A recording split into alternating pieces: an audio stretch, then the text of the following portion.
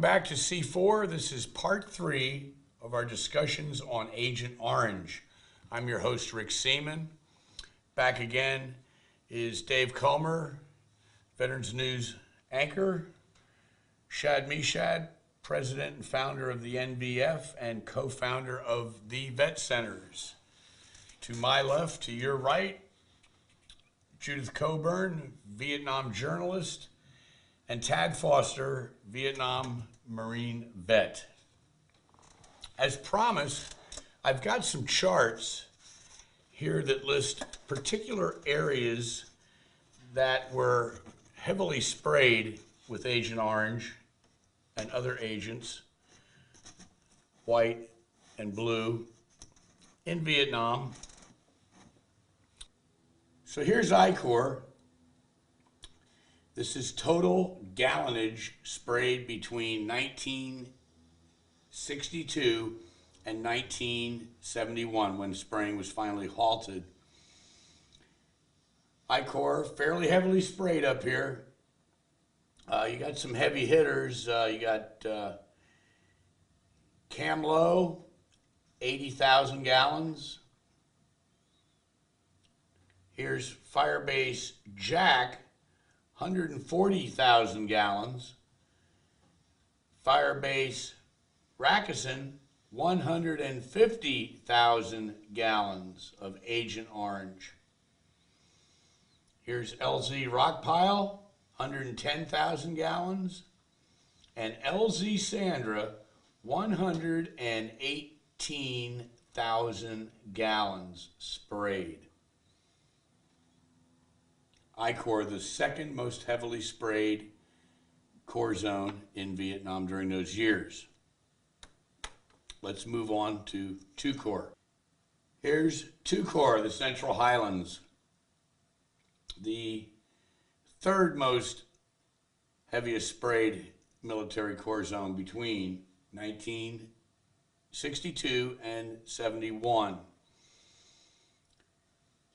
lot of spraying in Bangsan, LZ 2 bits, 80,000 gallons. LZ Putter, Firebase Bird, 50,000 gallons. LZ Dog, LZ English, together 63,000 gallons. And here is 3 Corps, the most heaviest sprayed military region in Vietnam during those years. Got some real heavy hitters here. An Loc, 77,000. Ben Cat, 87,000 gallons.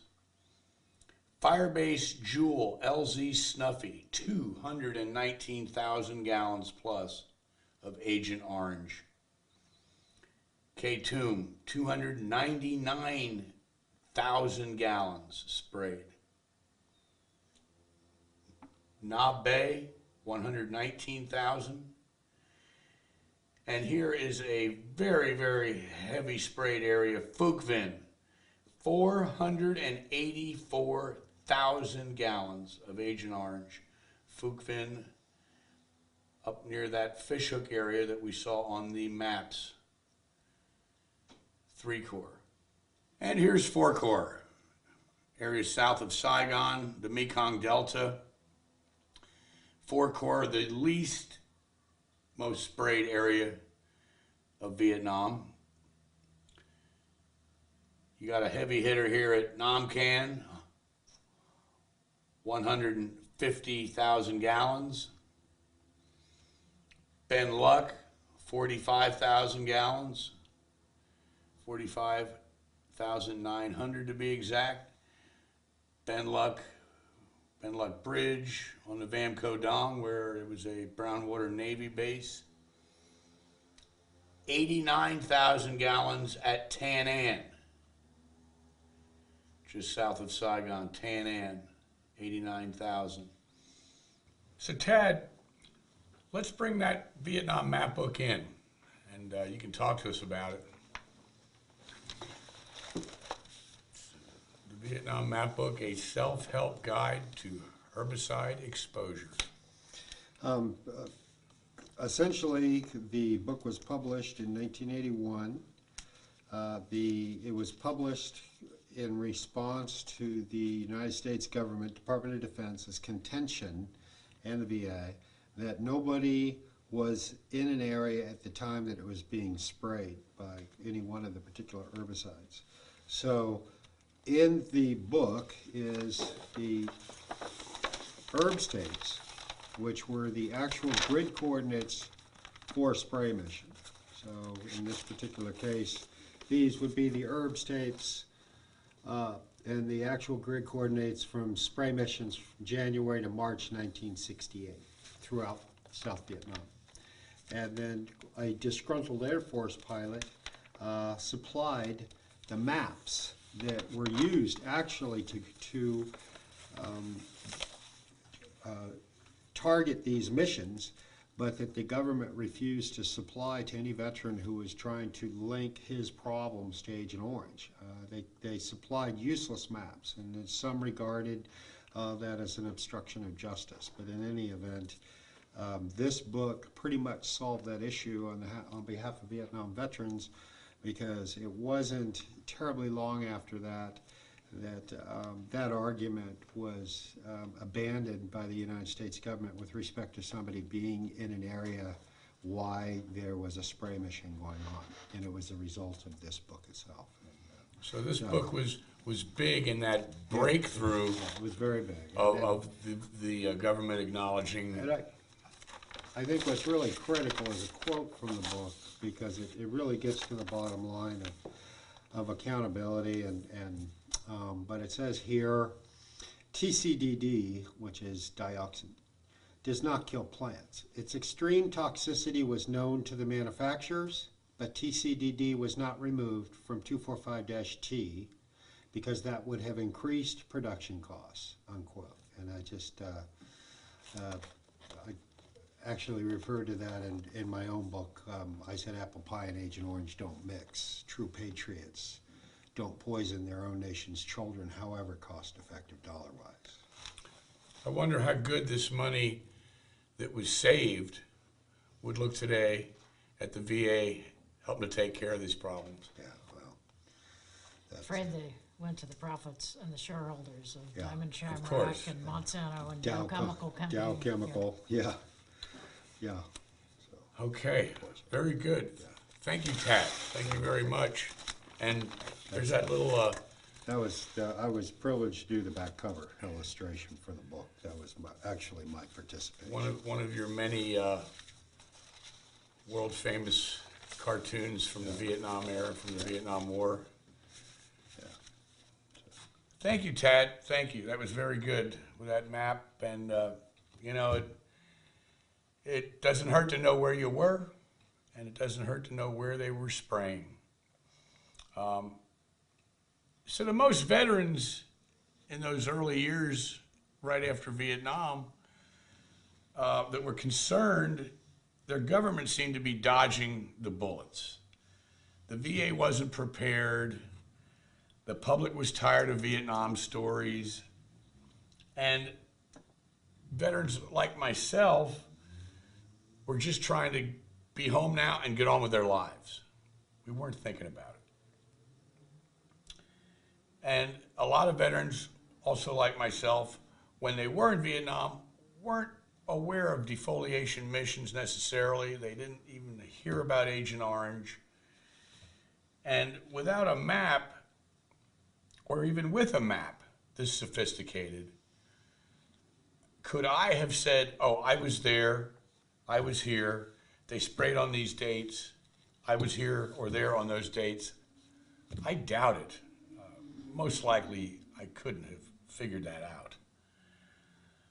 But this is what the veteran was faced with. That's what he had to do in those early years following Vietnam. He had to know the grid square, the date. It's absurd. That's what was required back then in order to get any kind of help or to file a claim. It's the best way to slow it down. It's the best way to slow it down, you know. A lot of things fell on deaf ears. I mean, Research, cover-ups. Tad, wasn't it in 70, the Surgeon General's report? I mean, already in 70, they were still spraying. They said it was, Surgeon General warned it was hazardous to our health. Right. Well, And in 71, they quit spraying. 71, they quit spraying. I mean, it's just. Hello. But they didn't want to take care of the vets. Oh, yeah, well, there wasn't enough noise yet. You know, let's don't address it until it's, All you right. know, it's really sticking in our face. Well, do you think the big noise really occurred with the class action suit by all those vets? I think it built. I mean, it Yeah. started in the mid-70s when a few guys started coming down with ailments, and they started,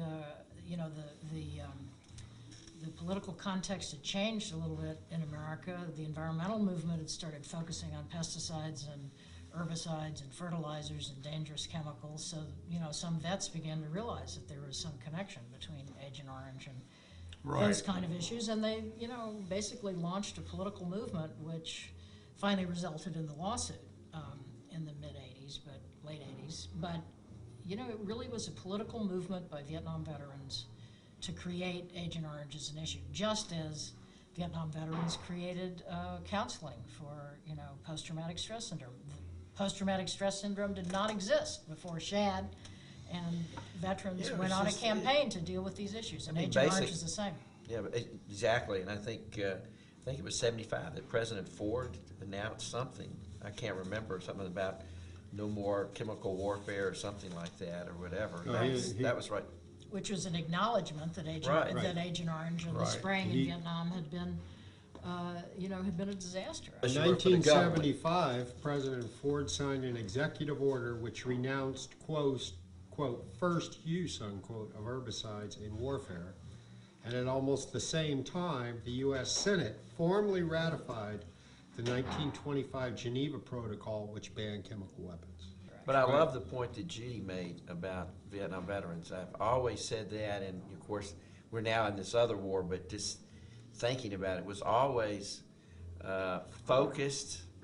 Let's put upset, maybe some anger there, of Vietnam veterans that knew better, that weren't going to just keep their mouths shut. There was too much available, and people were reading and asking questions and not getting answers. And there were people like Judy Coburn and others that wanted answers and did not work for the government, and therefore could press and needle.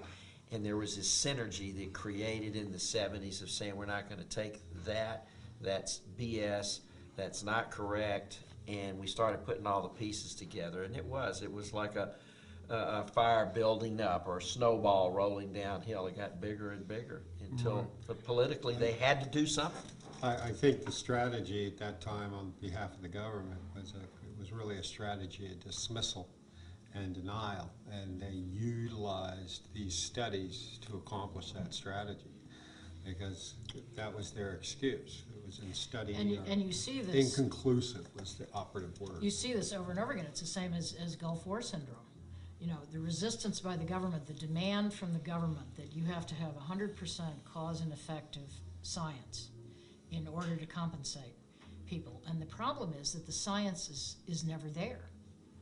I mean, it's like, there's probably only one thing that has really been proven in a cause and effect way to cause, cancer and serious health problems, and that's tobacco. But the science isn't good enough on all of these things. So if you want to resist taking responsibility for taking care of people, let's have some, studies, because they won't be conclusive. And why do we have to keep trying to prove also Agent it's- Orange or other things? If It's if someone makes the ultimate sacrifice, which is to serve in the military and place their life in danger, which most people don't ever want to do, right? But soldiers do that.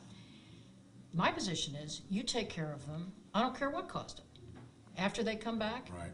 you don't need cause and effect. You don't need studies. You just take care of Hell yes, and what they need is more vets making noise in their face. C-4, we'll be right back.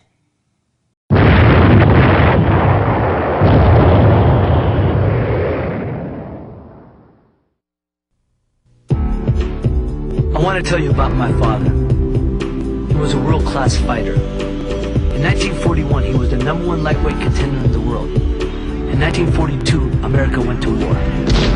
He never got to fight for his title. He fought instead for his country. 10 months later, he was wounded in the Battle of Metz and was told he would never walk or fight again. I used to fight for the honor of my father. Now I fight for the honor of all veterans of foreign wars. Did you know that there are over 25 million war veterans in America? The National Veterans Foundation helps all veterans unconditionally. If you or anyone you know is a veteran who needs help, call this